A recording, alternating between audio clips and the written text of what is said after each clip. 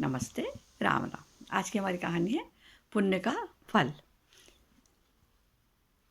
एक बार एक सेठ जी ट्रेन से उतरे। उनके पास बहुत सारा सामान था, तो उनको कुल्ली की ज़रूरत पड़ी। उन्होंने यहाँ वहाँ नज़र दौड़ाई तो एक मज़दूर उनको दिखाई दिया।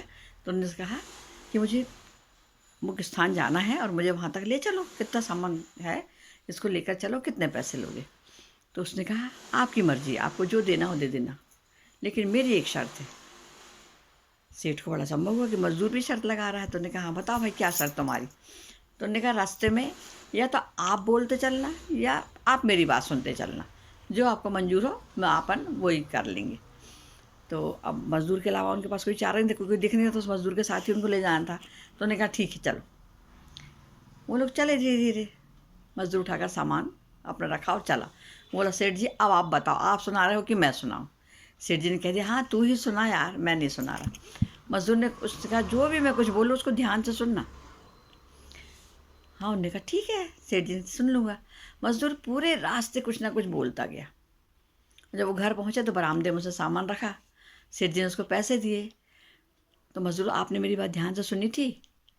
तो सेठ जी बोले नहीं भाई, मैंने तुम्हारी बात नहीं सुनी, क्योंकि मुझे सुनने का मन ही नहीं था, मैंने नहीं सुना। तो उसने कहा आपने अपने जीवन की बहुत बड़ी गलती कर दी। कल ठीक 7 बजे आपकी मौत होने वाली है। सेठ जी को बहुत गुस्सा आया, कुछ भी बकवास सुना रहे हो तुम। तो बोला आप मारो या मुझे कुछ भी करो, जो करना हो कर लो, पर कल शाम को आपकी मौत होने वाली है। पर अब मेरी बात आप ध्यान से सुन लो। अब सेठ जरा गंभीर हो गए, बोले हाँ सुन ही लेना चाहिए उसकी बात।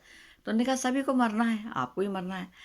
अगर कल आपकी मौत हो गई, और होगी ही, ये मैं पक्का कह रहा हूँ, तो आप क्या करोगे, सुनो ध्यान से।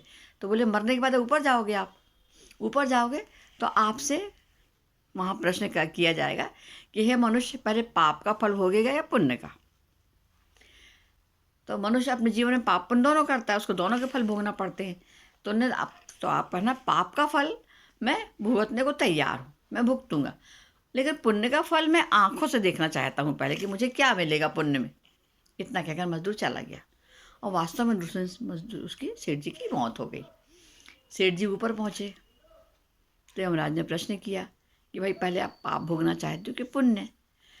तो सेठ जी बोले भाई पाप का फल भोगने को मैं तैयार हूँ, लेकिन मुझे जीवन में जो पुण्य किए उसमें मुझे क्या मिलेगा, मैं उसका फल देखना चाहता हूँ, आंखों से देखना चाहता हूँ। तो यमराज बोले ऐसी कोई व्यवस्था नहीं है हमारे यहाँ, दिखाया खैर नहीं जाता, सबको भुगता ही जाता, चाहे पाप हो चाहे पुण्य हो। तो उन्होंने पूछा क्यों, और जब आपने पूछा है तो आप मेरी बात पूरी करो, नहीं तो धरती पर तो अन्याय होता है, स्वर्ग पर भी अन्याय मान लिया जाएगा। यमराज ने सोचा हाँ यार ये तो सही बात कह रहा है, अब क्या करें, अब तो अपन बुरे फंस गए। इसकी ऐसी कोई व्यवस्था ही नहीं है वहाँ स्वर्ग में कि आपको दिखाया जाए कि आप क्या करोगे या क्या मिलेगा आपको। तो उन्होंने ब्रह्मा जी के पास गए, ब्रह्मा जी को पूरी बात बताई। ब्रह्मा जी को भी कोई उपाय नहीं सूझा। तो ब्रह्मा जी विषय लाचार हो गए, विवश हो गए। उन्हें सेठ के साथ वो भगवान जी के पास पहुँचे, विष्णु जी के पास पहुँचे। भगवान ने यमराज और ब्रह्मा से कहा तुम लोग जाओ अपना काम करो, अपने अपने काम में चले जाओ। अब भगवान ने सेठ से कहा अब बोलो तुम क्या चाहते हो।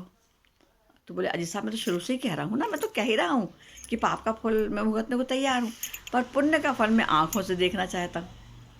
भगवान बोले धन्य है तेरा गुरु, जिसने तेरे अंतिम समय में तेरा कल्याण करा दिया। देख बोले तो उसी के उपाय बताए, उपाय के कारण ही मेरे सामने खड़ा है, और तूने मेरे दर्शन कर लिए, उसी के कारण हुए ना। इसीलिए हम लोग बचपन में सीखते हैं ना, बड़ों की बात ध्यान से सुनना चाहिए, पता नहीं कब कौन सी बात कहाँ पर काम आ जाए। नमस्ते, राम राम, धन्यवाद।